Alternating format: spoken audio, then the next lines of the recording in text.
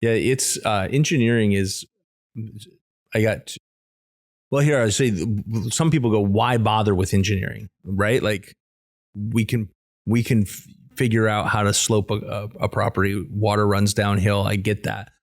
Why engineering? I guess. What would your answer be? Like, why bother with a civil engineer? Why bother having somebody else versus besides the permit? But I get that part, right? Like the government's not going to give you your permits if I just draw it up on a napkin. Yep, that's right. Do you guys see like people who have done things that you're like, wow, that was definitely not an engineer who designed that versus like, this is how engineers approach it? Yeah, it's a great question. And I think myself as a non-engineer working for an engineering company, I get to support the engineers who really are just, they love the math. Mm-hmm. They love the math and they love the intricacies of putting it together in a way that like is optimizing a system. And just, squeezing out every bit of efficiency, versus budget. They love that. For me, when I came into it, I was constantly asking myself the question, because I do our business development, right? My job is everything that's customer focused, client facing, and then general air traffic control for the office. And I figure if I'm doing my job great, the engineers get to have their headphones on and they get to be at their workstations crunching numbers and doing the math. If I'm doing my job well, they get to stay doing that. So I in the first couple of years of being at Axe, I was always asking my question, why do we do this? So, what's behind this? And what the most simple common denominator that I've been able to boil it down to is engineering is the math that sort of proves your theory of why you should be able to do something, right?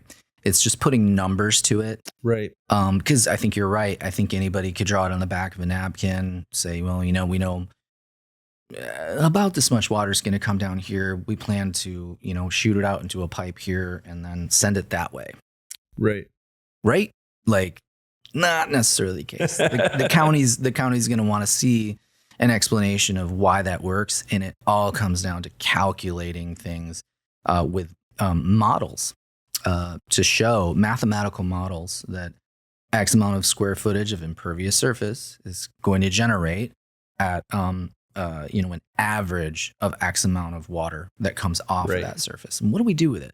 And how do we know that like the system we're putting into isn't going to overwhelm the downstream capabilities of whatever conveyance that it ties into. Right. Or if our goal is to simply let it infiltrate into the surrounding, landscape, how do we know that like it's going to be able to? So we work with soils and, soils testing engineers who come out, they do core samples and our guys and gals in the office they love that stuff. Yeah. It is a different way of thinking. I think that's you put a nice bow on it. It's just like engineering is the math, the numbers behind why something works. Somebody could design something and it does work fine, but sometimes it wouldn't work fine because you didn't know the volume that you had to deal with. Absolutely. And I think that's maybe structural engineering and architecture is maybe even a more physical representation of that. To look at that same thing, I look at let's think about cathedrals that were built in the Middle Ages. Incredible leaps of technology in building design and just the way things were built. Massive leaps were taken, and we look at those structures, many of which are still standing today. But nobody sees the ones that didn't work. Right. There were ones built that didn't last. Absolutely. I think they call that survivor bias or something like that. Yeah, there's a term for it, but it's true. Only the best ones are still standing. Yeah. But it kind of goes to show like, well, nobody was engineering that. Nobody was crunching the numbers to know what the actual load bearing capacity of a lot of these highly intricate arches were supporting. A lot of it was trial and error. And at the end of the day, I think they were forced to err on the side of over-engineering. Right. Because they didn't know. Right. So you would simply overbuild something with the intent that bigger must be better. Yep. We know that we built this wall, it cracked here, so we need to support it in a way that's like this. A lot of trial and error. Yeah. And that's, centuries and centuries that was built upon. Now, we have the advantage of mathematical models to be able to extrapolate what loads will be how loads will be carried. We've got a lot more knowledge about it. And truthfully, the math is what supports it, because we know tensile strength of certain building products and all that jazz. It's there's an interesting sort of taking that model. There's very interesting correlations when we look at engineering in the world of stormwater. It's kind of the same thing. We know it works and we just apply it. But instead of over-engineering things, we apply math to it and then do what we call value engineering to say, you could do it this way. And it would be very expensive for construction, but it's really cheap for us to engineer because we just max it out. Right. What we try to do at Axe Engineering is ride that balance of what we call value engineering. Is it's going to take us maybe a little longer to figure this complex problem out. But what it results in is in construction costs for the client, it's going to be a lot more affordable on the back end. Right. Right. Yeah. Just building bigger and better building bigger isn't always better. Yes. Right. 100%. Yeah. But it's the way my dad used to build. He was like, if one 2x4 work, we'll use two 4x4s. Right. Must be better. Right. Yeah. And it holds up. It's ugly as heck, but it holds up. I was just thinking about that is, we just went on a trip. My wife and I went on our 25th anniversary. We went to Scotland because her mom was born in Scotland. And so it's like we went and spent 10 days in Scotland touring around. There's castles everywhere and cathedrals everywhere. And you're right. There's some that are just ruins. There's some that are just you could see the outline of the foundation and that's all that's left. Some are completely still standing and others in, various ways, they're there, but the roof is gone or whatever. And it is amazing to your point, there's a difference in how they were built. And there wasn't a uniform building codes, which sometimes we get really frustrated with as consumers. Building codes are always standing in our way. On the flip side of it, there is that safety factor of you go, hey, these guys got lucky and it worked fine. And the castle's still here 1,000 years later. These guys didn't get lucky, and maybe that collapsed, within the first 50 years of that building being built. Who knows? But the wall didn't stand up, the roof didn't stand up, the archway didn't stand up.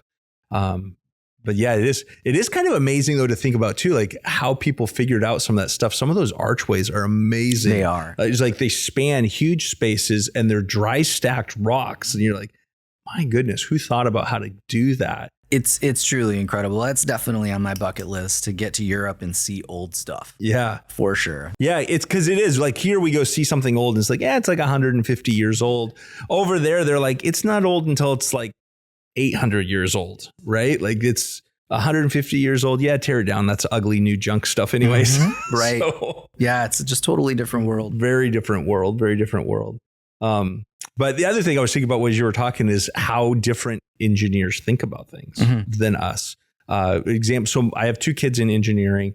One's doing mechanical, one's doing electrical. And my son is doing the electrical. I took him with me on a trip last year. And there was some fireworks that they had set off at the end of the night. And I was sitting there just enjoying the fireworks. I was like, this is beautiful setting. And he leans over and he's like, hey, those fireworks are 1.3 miles away. I was like, what? He's like, they're 1.3 miles away. I was like, what? How do you know that? And he's like, oh, based on how high they are, based on how much time the gap there is, based on the speed of light and the speed of sound and all this sort of stuff. And I was like, wow. I was like, you're a geek.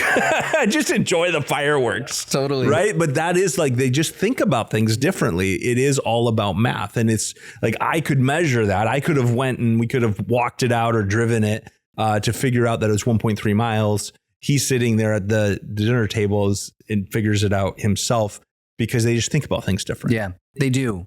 And what's interesting is, the driving force of why he figured that out while he was sitting there because he enjoys it. Right. He enjoyed the process of like calculating that. Right. And it is. They have different brains. I do not have an engineer's brain. Me neither. Hopefully there's no engineers watching us because like they're just a weird breed. Oh, and they know it. That's the thing. It's and I've come to really enjoy my role supporting them because their minds think completely differently. Yep.